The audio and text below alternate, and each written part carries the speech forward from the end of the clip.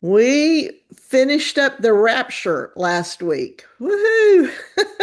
That was eye-opening. And today we get back to John's vision in Revelation.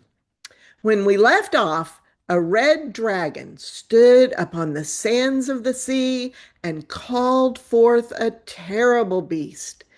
We've just been told in chapter 12 that this red dragon is the spiritual view of Satan. It's red and has horns and is probably where our modern image of Satan comes from. As for the beast, one of its heads looks like it received a fatal wound, but the fatal wound has been healed. So, in a twisted sense, it's sort of been resurrected. The whole world is amazed by this beast and worships it, and also worships the dragon because of this incredible miracle.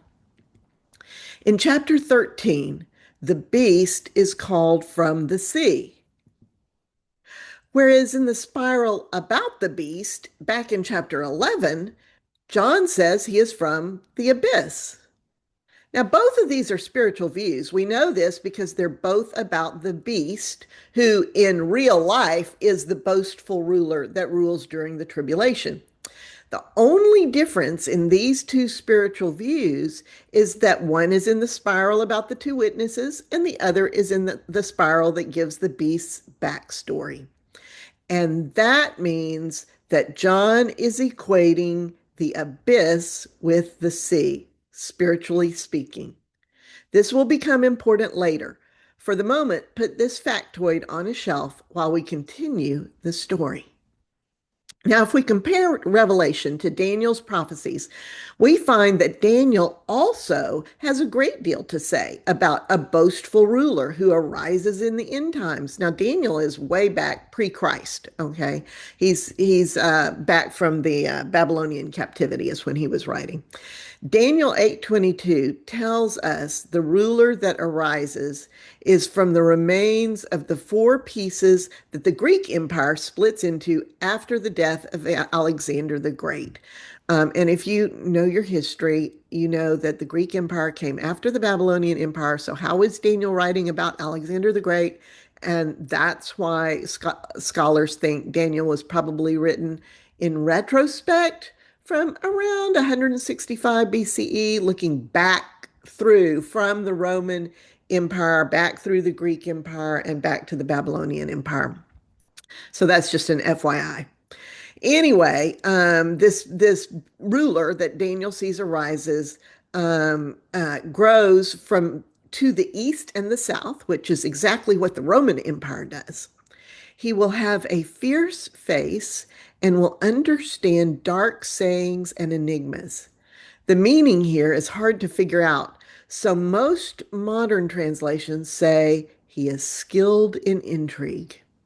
He will excel in destruction, ruin, and corruption. He will thrive, but will ruin the powerful, as well as bringing destruction to God's people.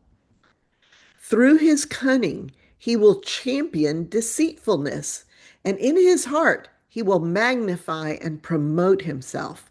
He will even stand against the Prince of Princes, but he will ultimately be destroyed and not by human hands. Standing against the Prince of Princes, that would be standing against the Messiah, right? Well, Daniel's prophecy in chapter 11 adds more detail to this.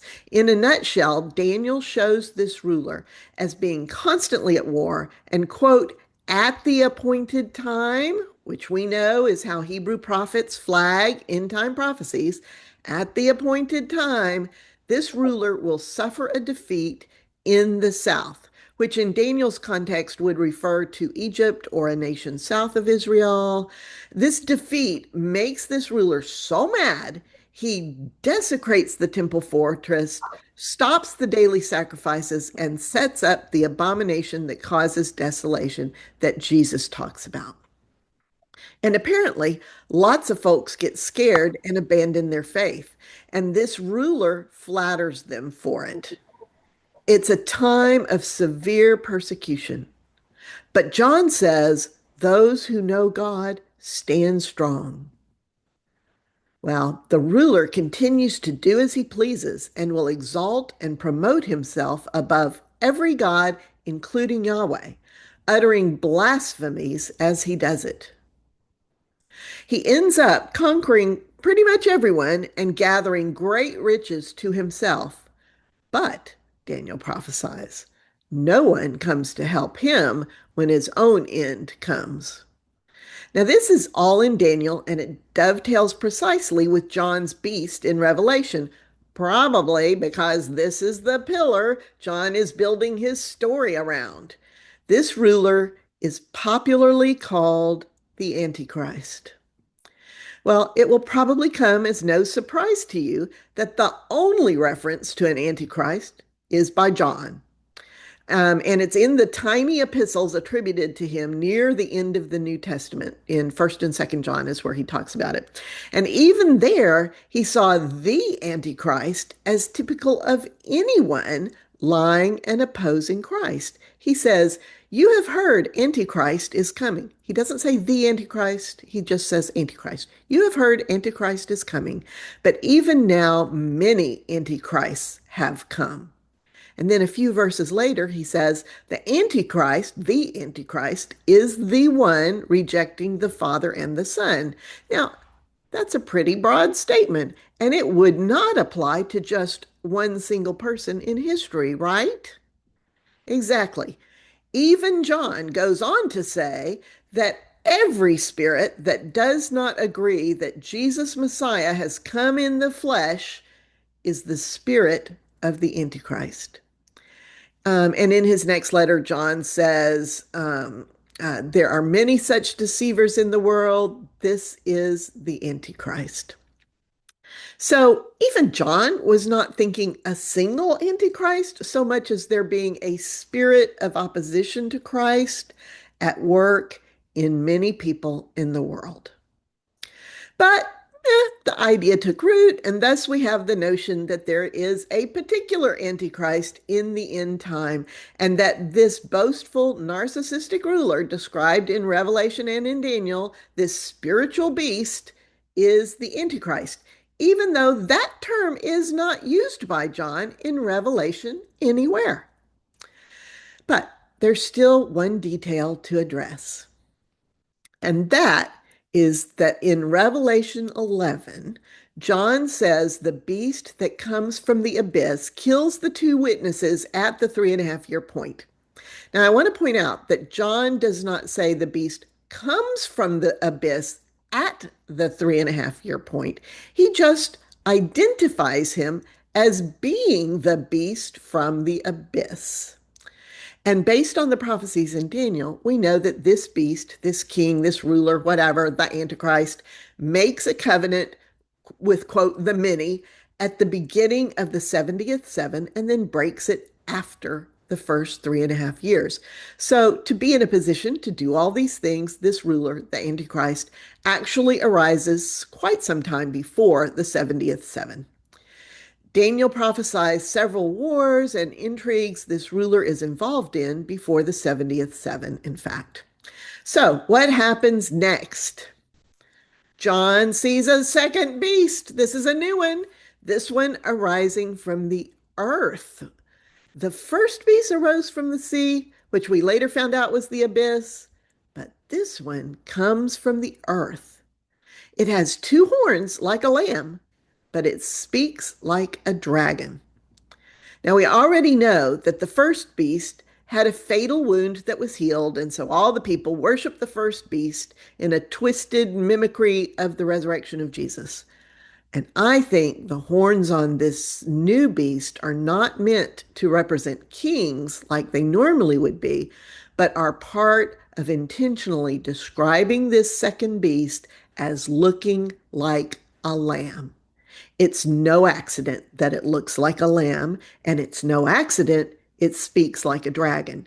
He looks like Jesus, but speaks twisted lies like Satan, the red dragon. Now, this second beast is the mouthpiece of the first beast and acts with its full authority. It makes the earth and its people worship the first beast. And it even does great miracles, including making fire come down from heaven. And everyone is deceived by this second beast. Later in Revelation, John begins to call this second beast the false prophet. Now, the false prophet says to the people, "Make an image of the beast who had the death wound and has lived." And when they do, the false prophet gives it breath, animates it so it can speak. Now, in bygone eras, this sounded very outlandish. Not so outlandish nowadays, right? We have the technology now to do exactly this. John says anyone who refuses to worship the image of the beast is killed. The false prophet also gives everyone a mark, a stamp, or an engraving, perhaps a tattoo. The word could mean any of these things on their right hand or their forehead. And no one can buy or sell unless they have that mark, either the name of the beast or the number of its name, which is 666, the number of a man. Well, as you well know, there is a lot of speculation about what the name behind this number might be. Various language traditions typically assign a number to each letter of their alphabet. This is called gematria. So, for example, in English, we'd say A would be 1, B would be 2, and so on. So, the first question you'd want to ask is, which language are we talking about? Greek? That's the language John is writing in. Hebrew? Well, maybe. Do we transliterate the name from Greek to Hebrew, basically converting each Greek letter to a Hebrew letter rather than using what the name would be in Hebrew, the language Hebrew? Then you'd want to ask, well, should we include the beast's title like king or Caesar or emperor or so and so? And depending on how you answer these questions, you can come up with many different answers. So the bottom line is that John didn't give us enough information to know. So don't get bamboozled by someone who gives you a definite answer as to what the name 666 stands for. All we know is that the Antichrist is a human. John likely believed it to be a Roman emperor, but even so, you can come up with different emperors around this time period using different combinations of titles and names. So if you want a great discussion of this, look up the video Why 666 in the Bible Can't Refer to Nero by Dr. Peter Goman of the Bible Sojourner on YouTube. Anyway, chapter 14 begins with another pause in heaven. So we know we're starting another spiral in John's story. We're about to get some new information. John sees the lamb, not the false prophet, but real lamb, Jesus, the lamb that was truly slain, standing on Mount Zion. And with him are those 144,000 from the 12 tribes of Israel who have the name of God written on their foreheads. John hears a loud roar like crashing waves or peals of thunder, but at the same time, that roar is as musical as harps. The 144,000 sing a new song before God, the 24 elders, and the cherubim. John says no one else can learn this new song except the 144,000. And then he describes them. These 144,000, he says, are the ones who have not polluted themselves with women. They are virgins. Got a bit of patriarchy going on here. They accompany the Lamb wherever he goes. They have been redeemed from among men as the first fruits to God and to the Lamb. No lie is found in their mouth. They are blameless before God. Now, we first saw this exact scene back in chapter 7, and I explained then that I interpret the 144,000 as the heavenly spiritual view of Israel. You can interpret it several different ways. And here we see that whoever these are, they are redeemed from the world and made spotless and pure. Now, next, John sees an angel flying and proclaiming the everlasting good news to every people and every nation on earth. The angel proclaims, "Fear God and give him glory, because the hour of his judgment has come." And a second angel cries, "Babylon the Great has fallen, the one who made all the nations drink the wine of the wrath, anger, indignation of her porneas." Now, that word is an old familiar one that is usually translated as sexual immorality in Scripture, and it's often specifically associated with idolatry. Now, Babylon was the name of the city where the Jews were taken and enslaved when Judah fell back in 722 BCE. That literal physical city of Babylon was their final destroyer. So, what city would spiritually be Babylon the Great in John's context here in Revelation? Well, what city in John's time forces nations to drink of her idolatry, specifically her state mandated emperor worship, which God would see as sexual adultery against him? God has always viewed Israel as a spouse. What city is doing this? Rome, of course, the capital city of the empire, the seat of the emperors that are to be worshipped. So this is all John says about Babylon the Great for now in this spiral. We're going to get more details in a later spiral. The wine of wrath, I think, is the wine of God's wrath towards this idolatry. This is borne out by the message of the next angel. The third angel cries, "Anyone who worships the beast and its image and receives its mark, they too will drink the wine of God's anger, which has been poured full strength into this cup." Now that makes sense. Anyone who worships the beast or its image so they can buy and sell is worshiping money, riches, and power instead of God, right? People apparently can choose to refuse the mark, even though it means certain starvation. John is making the choice quite clear for his seven churches. He is saying, don't choose Rome. Don't choose the so-called safety of money and riches. Don't choose commerce. Remain steadfast in God. Then John goes on full on apocalyptic here. This angel gets specific about what the wine of God's anger looks like. He proclaims, "Anyone who worships the beast and its image will be tortured in fire and brimstone in the presence of the holy angels and the Lamb. The smoke of their torture goes up forever and ever, and they will have no rest, day or night." Yikes. That sounds a lot more like writing and imagery typical in the apocalyptic genre than anything whatsoever like how God and Jesus treat people, even bad people. I think John is mindful of his audience. They are facing temptation to conform to the demands of Rome, to go along to get along.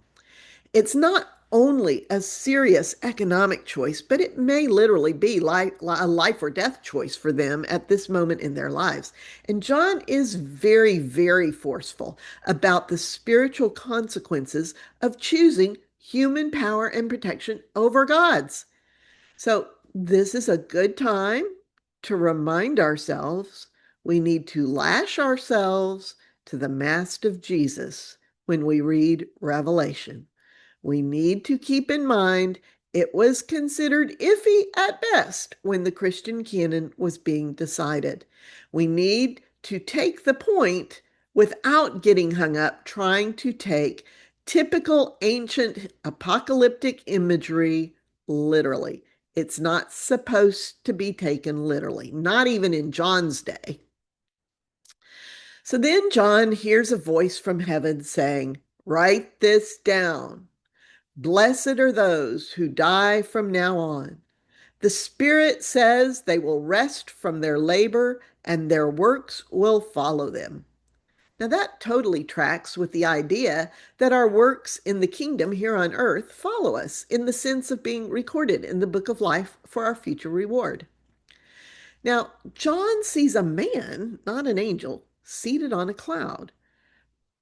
A golden laurel crown is on his head, and a sharp sickle is in his hand.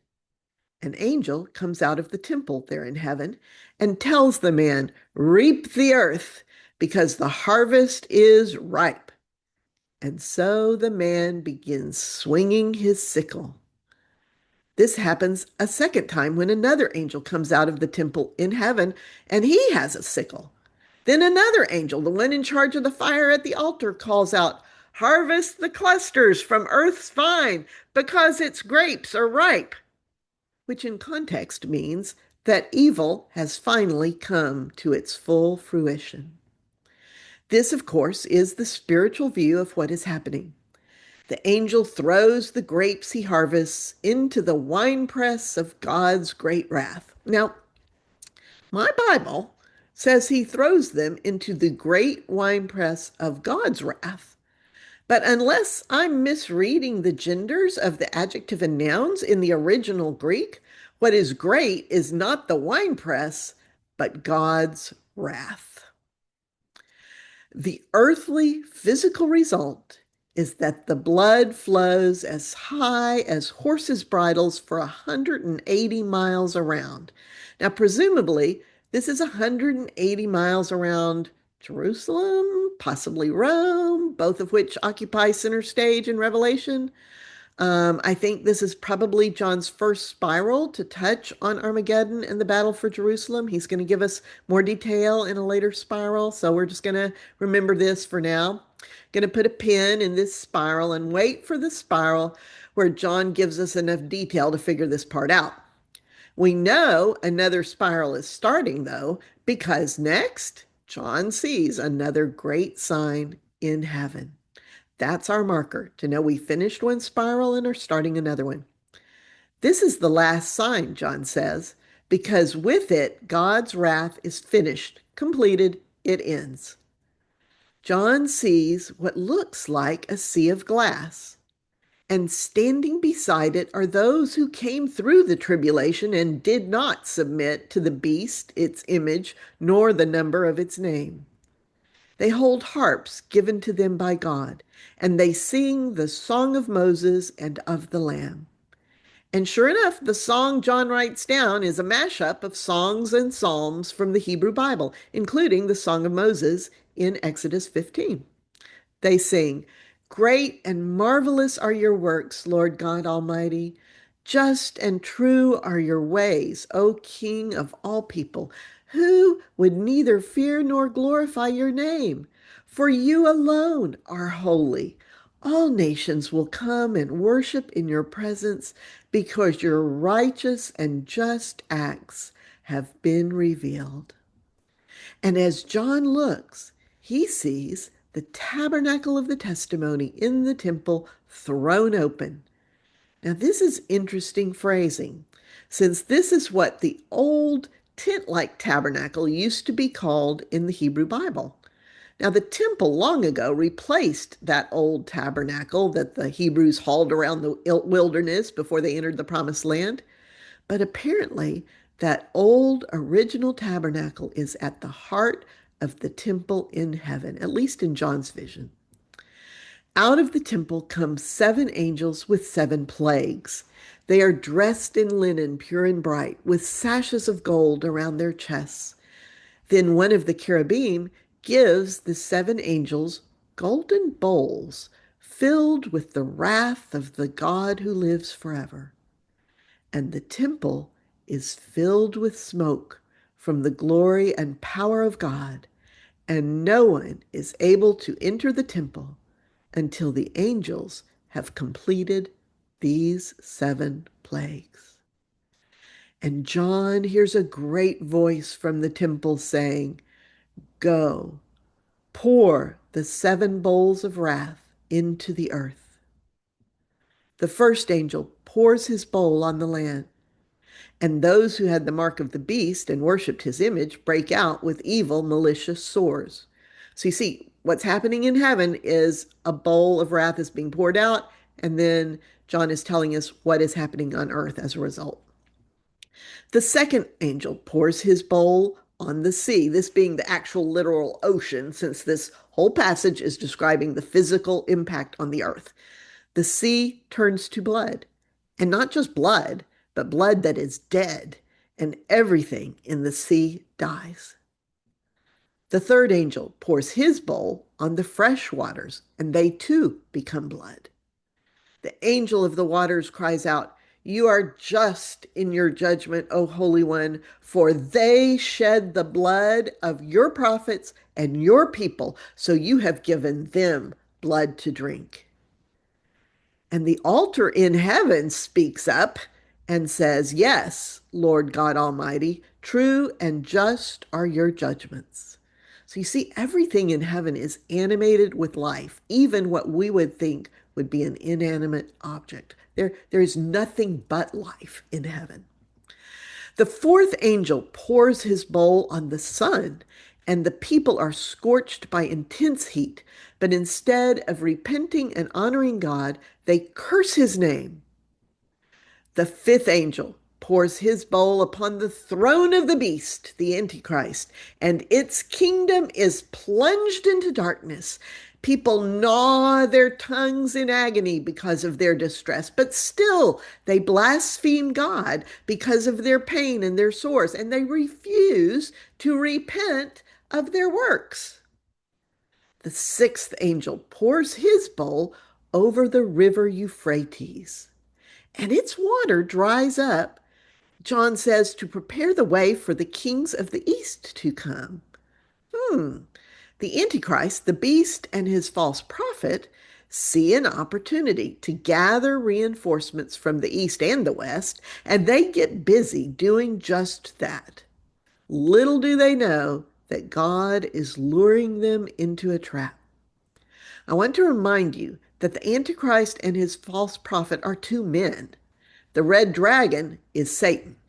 What you are seeing in this next part is the spiritual view of them. We know that because he's describing them in these spiritual ways.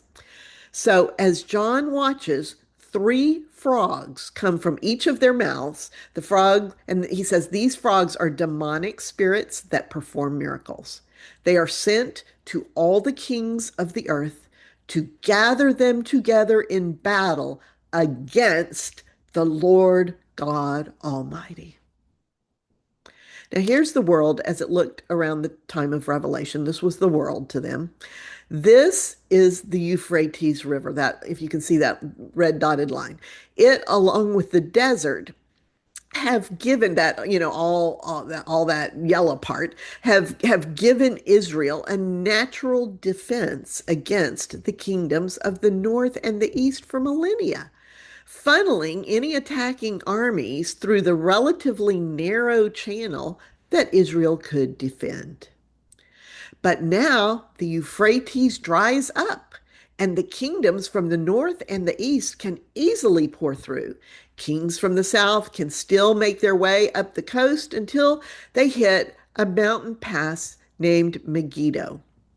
Now, Megiddo is a small mountain located in the middle of the huge plain of Jezreel, just north and west of Jerusalem. Mountain in Hebrew is Har. The English transliteration of this Mount Megiddo is therefore Har Megiddo, Armageddon. Although the pass behind Armageddon is easily defended, the rest of the approaches are not. Here is a modern aerial view. You can see that the mountain is more of a hill from which there is a clear view across the enormous Jezreel Valley, and south of it is the pass. It is to this huge plain that the kings of the world are induced to gather by those miracle-performing demonic frogs sent from the mouths of Satan, the Antichrist, and his false prophet. John just told us that the seventh bowl of plagues will be the end of God's wrath. And we know the Battle of Armageddon will be the final battle, the one where God shows up and Jesus comes the second time. So it's no surprise that once the kings are gathered, John sees the seventh angel pour the seventh bowl and cry out, "It is done." And there are flashes of lightning and voices of thunder. And there is an earthquake such has never happened since men have walked the earth. The great city, which is one of John's nicknames for Rome, is split into three parts, and the cities of the nations fall. God remembers Babylon the Great and gives her the wine cup filled with the fury of his wrath. Mountains and islands are flattened, and huge 100-pound hailstorms fall on people, and still they blaspheme God because this plague is so terrible. Now, that's a good place to stop for today. John's not quite finished with this spiral. Based on where he went with this, it looks like John's earlier description of blood flowing as high as horses' bridles is a description of what will happen at Armageddon. But that is all part and parcel of the fall of Babylon the Great, which we'll get to next. John's going to tell us all about that next week. But for now, let's go into our breakout groups and consider the choices people are making in this story. We've had a lot of over-the-top imagery in this story, lots of good guy versus bad guy stuff. And I think that's because John is trying to make the choice these churches need to make crystal clear. It is not a small choice. I want us to look at all of this through this lens of decision making. What choices do people have, and what are the consequences of those choices? So in your handout, the study guide. In the study guide, I'm giving you kind of a visual overview of what we've covered so far.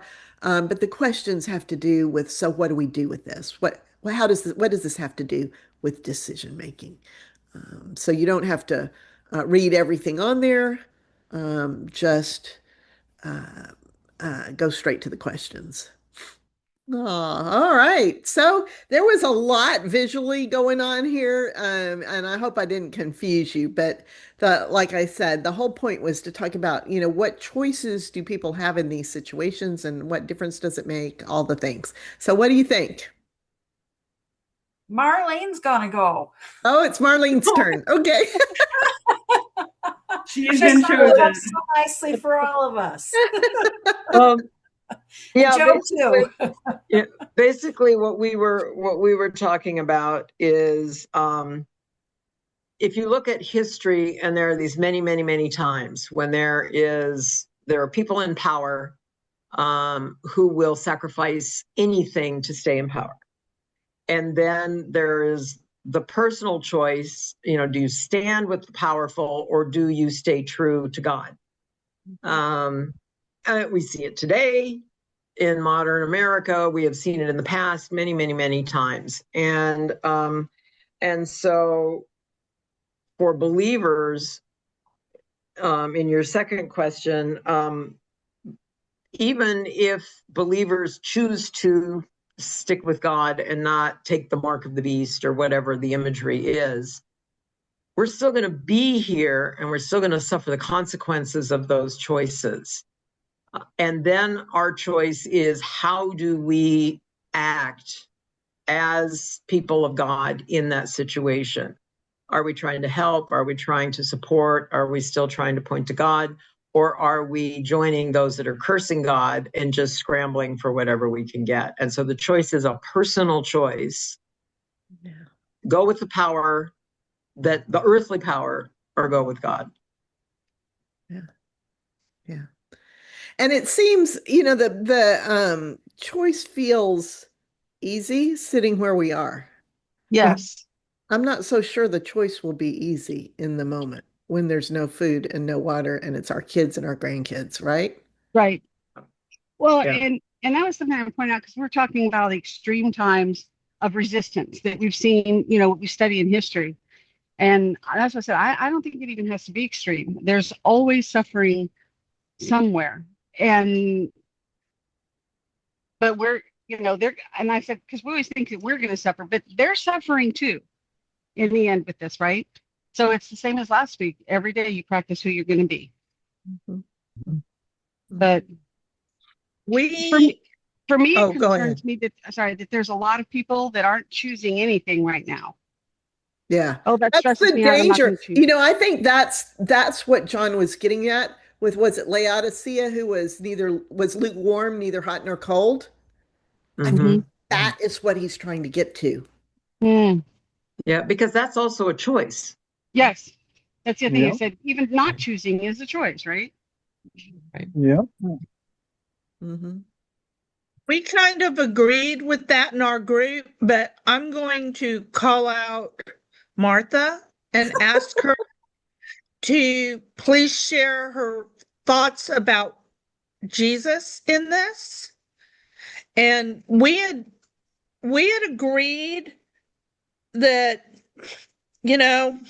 throughout history, people have tried to see the end times, and what's the point? We have today. We don't even know about tomorrow. What can we do today? And so and also Lumar pointed out, these questions are present tense. What choices do the kings and the wicked of the earth have? How do their choices affect believers? What choices do believers have? And we focused on things with that tense in mind, because we can do nothing about the past. We can do nothing about the future. We have today and how we live today. And I shared a story, but Martha really tapped into something beautiful.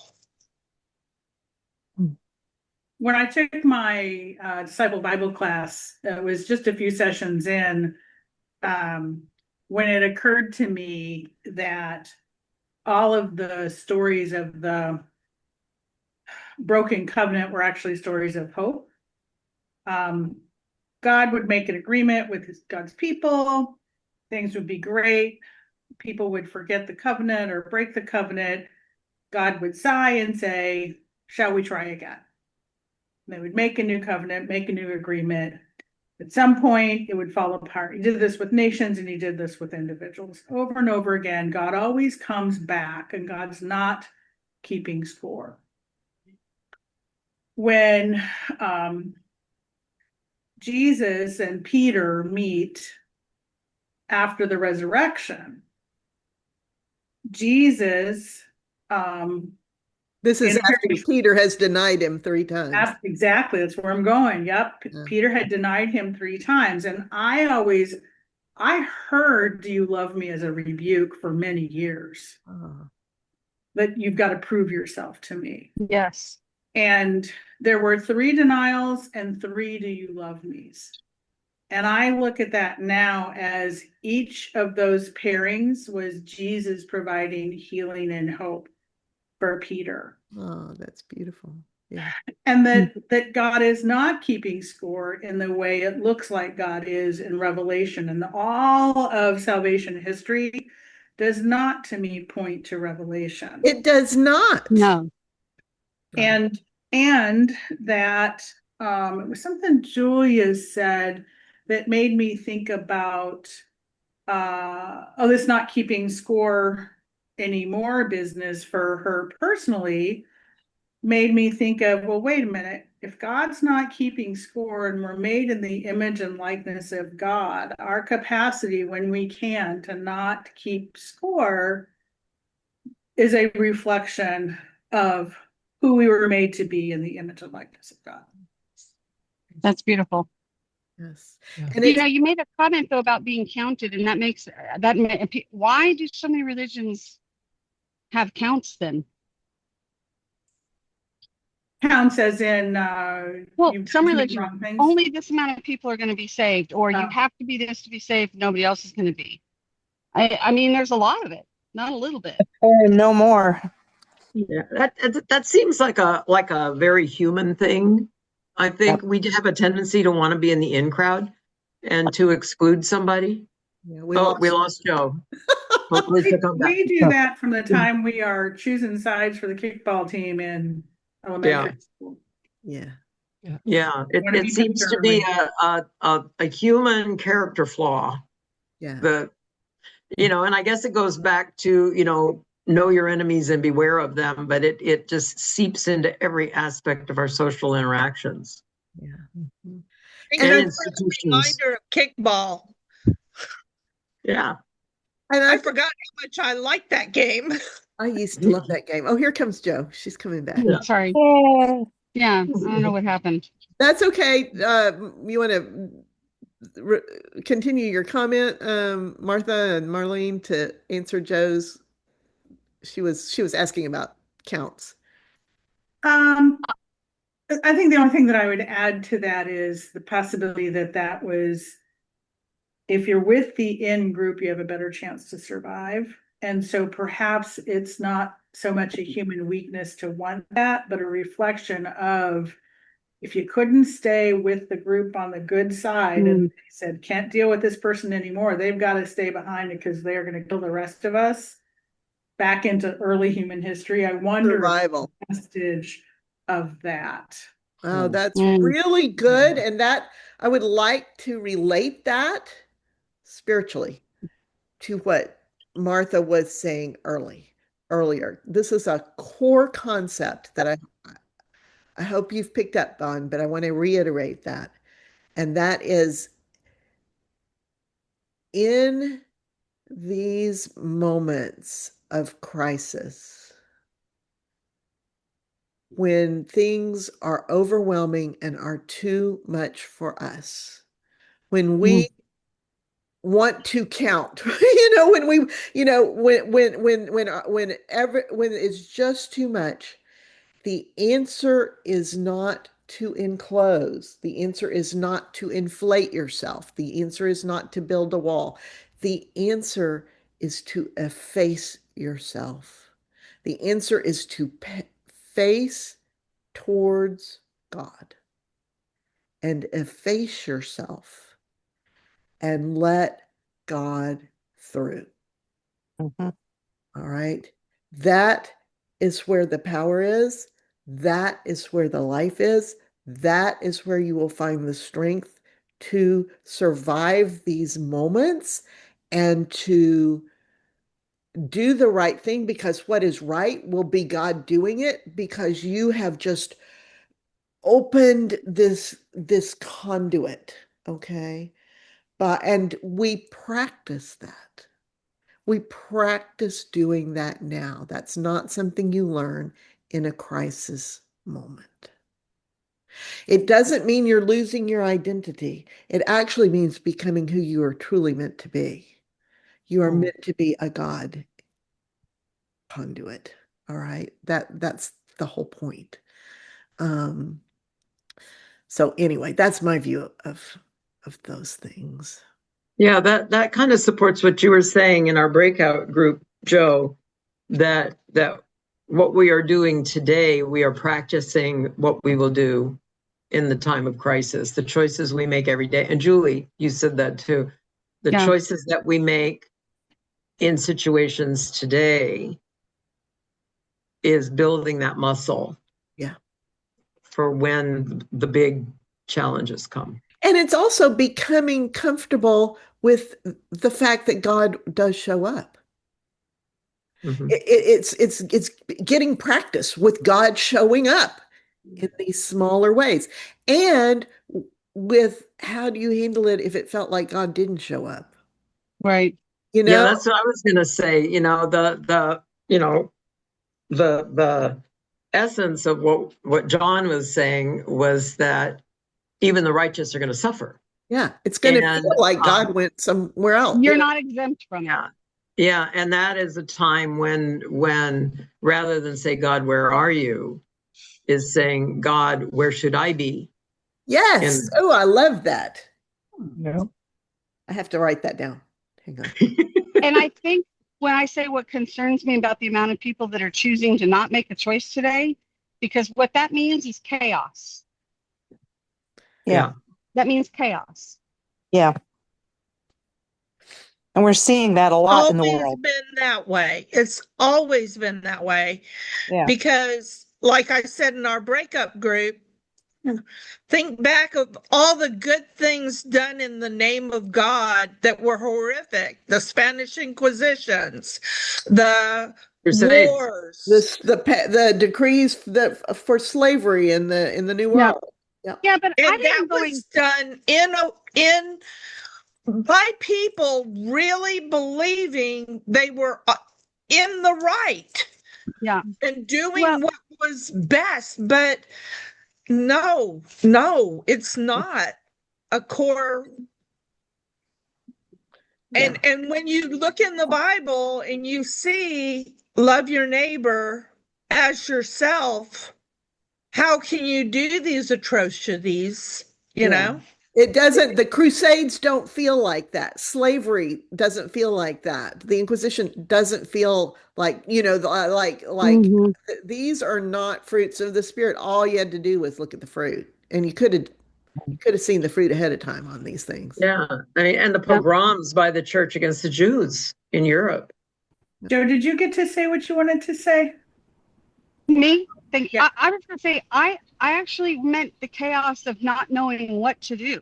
I remember way back when, I was a kid, the movies about the big boat that was sinking and everybody was trying to get off of it. And Poseidon Adventure. Yes, and then the Towering Inferno.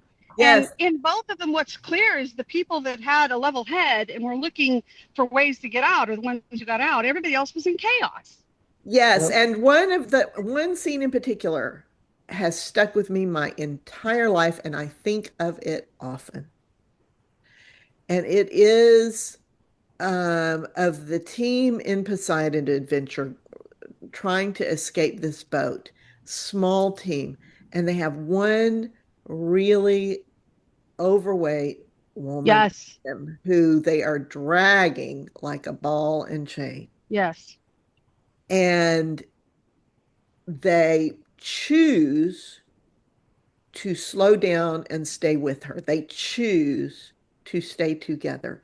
And in the end, they encounter a place where they need a swimmer.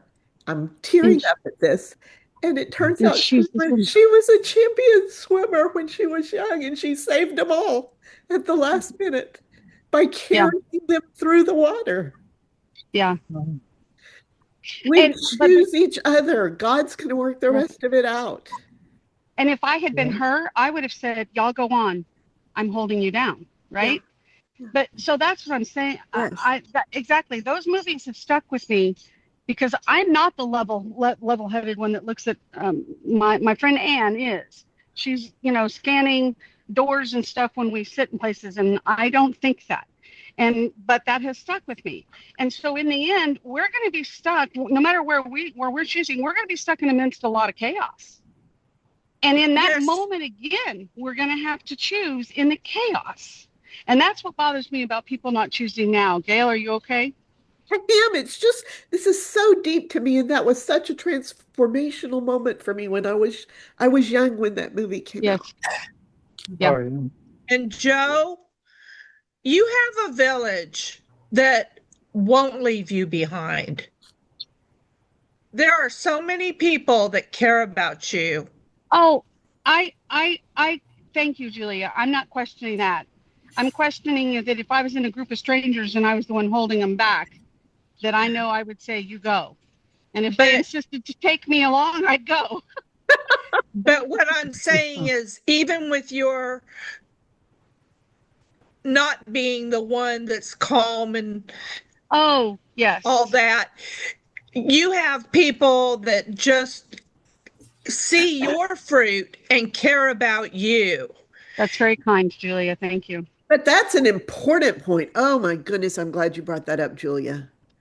Because we are not all designed by God to be the leader and the one that people coalesce around in these moments. Right. You are not called to be that. You are called to be you and to let God help you be you. That's what will help in these moments. God knows that you're the swimmer. not the leader. Yeah. Good point, Julia. Thank you. I thought that you thought I was saying, "Oh, I'm going to get left behind." No, I'm saying I wouldn't want that. But no, that's very beautiful. That's very beautiful. But it's the things you do and the relationships you cultivate and the way you are that make other people want to be there for you. Yeah. Understood. And I agree. Thank you. All of us have that opportunity, but I know you personally. Oh, sweet. Yeah. Brian, were you going to say something? I saw green light up around your image. No, I was just pondering it all. I did see Anne with her hand up earlier. Brian started to say a little more, though. What were you going to say, Brian? Oh, I'm sorry, Martha. Sorry, Brian. Well, I kind of think about the old Bob Dylan song, everyone's going to have to serve somebody. It might be the devil or it might be the Lord. So hopefully more will choose the Lord. Yeah. Look at you. Yeah. That's amazing. Yeah. Yeah. All right, Miss Ann. So I have a couple of comments. Number one is it really perturbed me when they said, you know, the ones that are saved are those who are not polluted by women. Really, bro? Really? Yeah. Yeah. Should be a red flag right there that we're not, this is, definitely got some cultural guilt on the edge of it. Exactly. So I'm still kind of pissed off about that. Secondly, I may have to leave early to get a tattoo on my forehead, but I'm not sure. Should I tattoo the word God or Jesus? Which of those is the acceptable routine? Perhaps Yahweh. There you go. True enough. True enough. Yeah. Yeah, that's funny. Y'all are hilarious. For the fish. Oh, y'all are Well, and you did, Gayle, I was thinking the whole time, it's real easy to martyr oneself, to be, I'm going to be the strong one. But when your kids are starving, that makes a huge difference. Yeah. Yeah. And you have to prepare for it. You have to have already put their lives on the altar. You have to have already released their lives as well. Easier said than done. And go ahead, Martha. You're saying whoa. Yep. So I'm not going to criticize any mother or father or older sibling who steals to feed a child. I'm not. Oh, no, that's not what I'm talking about. Yeah, not at all. But what you said was to be willing to put the child on the altar. What I mean is that I have to be willing to not worship money and power, not to succumb to money and power, right, in order to, quote, save my children.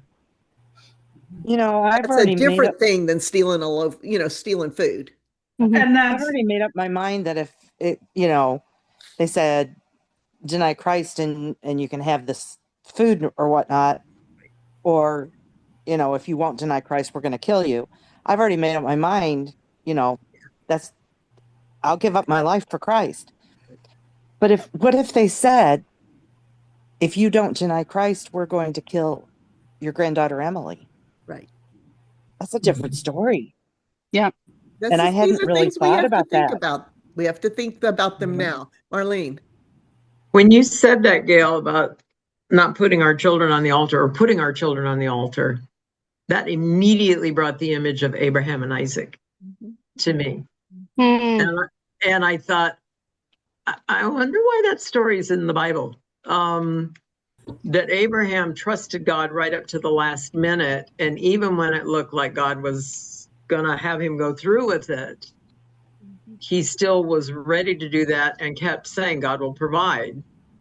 And not to say that we would expect that our children would not starve to death, but that level of trust that Abraham showed in God to the point of having the knife over his son's chest is very evocative for me, that I need to trust that whatever happens, my daughters will be in God's hands. I think this either is in this life or the next. I think this is more of a bigger package of how I need to be standing as mother in relation to my children. Sure. Anyway, okay. Yeah. I need those children belong to God. I am here for support. I am here for assistance. But when we're in a crisis, I am here to show them how we remain faithful and walk through this crisis together. So, can I share a quick story? And I hope Anne doesn't mind. 3 days after Uvalde happened, the school she was teaching at went into a lockdown over an active shooter. Anne texts me, so I know. She's like, active shooter, not a drill. And then she tells me, get on the police scanner. I'm like, oh yeah, I have that handy. So, but she did. But the police go through when they do these lockdowns and there's a potential, active shooter, they clear every room. So Anne is in an odd classroom. She's in like one of these outdoor tech buildings that have, the doors with the push bars. They're not like regular classrooms.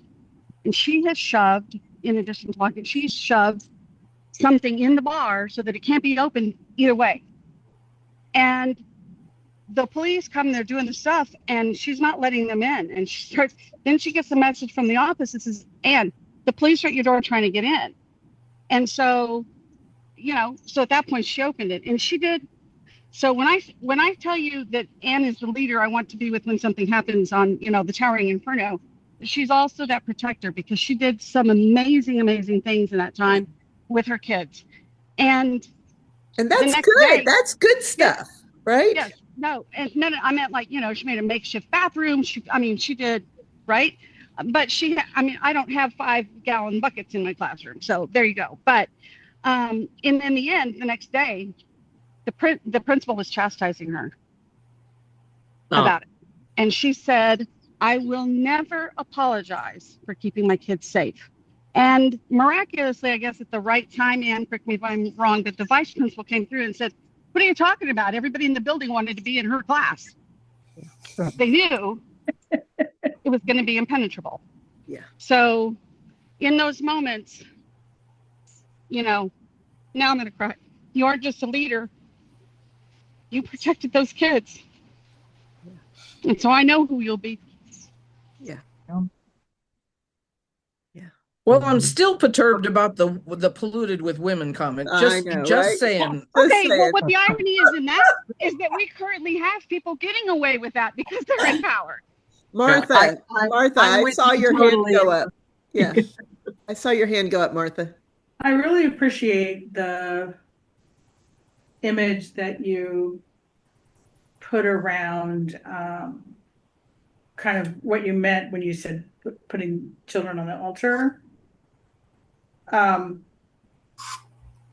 What I see is a difference between, so I think there's a greediness of my children over anybody else's children happens. And that to me is putting them on an altar, not a sacrificial altar. Right. And I think that's a pretty dangerous thing. And I think I can't put I had a thought about Abraham being willing to sacrifice Isaac that I think is that I can't come up with, but I think I will probably always be troubled with the idea that God would ask a father to do that and the father be willing to do that. Can I just say, and I don't think you were in the class in that class series, but did we lose you? Okay, there you are. I think what was going on there was that it was a thing in that ancient culture for there to be child sacrifice in order for there to be rain or things that were necessarily in. So there was something desperate in there. It was, yes, and it was your sacrifice of last resort. And that was being carried in the hearts and the understanding of the people, of God's people. And God was saying, okay, we're going to do an object lesson here. Let's go do this. And I'm going to show you that I am not that kind of God. I'm not going to accept that sacrifice. That is not acceptable to me. And then God was very explicit about that in other places in the Hebrew Bible, very explicit about how that was never, ever acceptable. And in fact, the valley, Gehinnom, outside of Jerusalem, is where child sacrifice did tend to get made. One of the worst idols was Molech, I think. There were several idols, but there were some, that was where child sacrifice tended to happen, and God particularly hated that physical place because of it. And that valley of Gehinnom is Gehenna, the trash heap of Jerusalem that Jesus talks about when he talks about those fires. Yeah. Julia's got her hand up. Julia. Yeah, I do. I'm thinking back to what Anne said, being upset about the virgins and the polluted by women. And when I heard that, and every time I hear that, I think there's other religions that focus on the virgins too. And that religion, both of these situations, this book and that other religion, are the results of a revelation through dreams. And I'm thinking, do these people just dream about these virgins all the time? What is the obsession? You know? That's all I'm going to say. I can neither explain nor defend any of the above.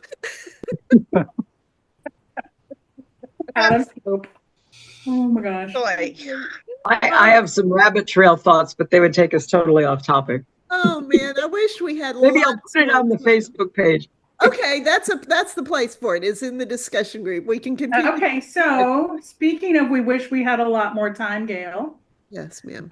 We know we are very near the end of this. We have 2 more classes. 2 more, and then our celebration. And the celebration is going to be an online where everybody is there. Yes. Well, there are some folks, I'm in Chicago, but there's some local folks who may be able to arrange a physical get together if you would. Of course, I would love that. I would love that. We want to be able to celebrate our time together and all we've learned and all that you have done to make that possible. And I would love to celebrate you for listening to all these hours of me talking. Oh my goodness. and for your courage and the change. And so, yeah, absolutely. When we do in 3 weeks on the 10th, when we do our online celebration, feel free to have prepared something, to have something to say. I'll have a few things, just a couple of things that I want to share or say, and it's just going to be a free for all. So it's just a time to get together and to celebrate together. So that will be. Yeah, but I think she's referring to, that some people don't want to do it just on Zoom. They want to get together with you and the others. That would be fine. I'm up for all of the above. So. Well, you'll hear from some of the local people. Okay, that sounds great. Do a few things. Gayle's house. What'd you say? Party at Gayle's house. Party at Gayle's house. Anytime. Anytime. All right. I love you. We'll see you next week. Bye. Bye. Thank you.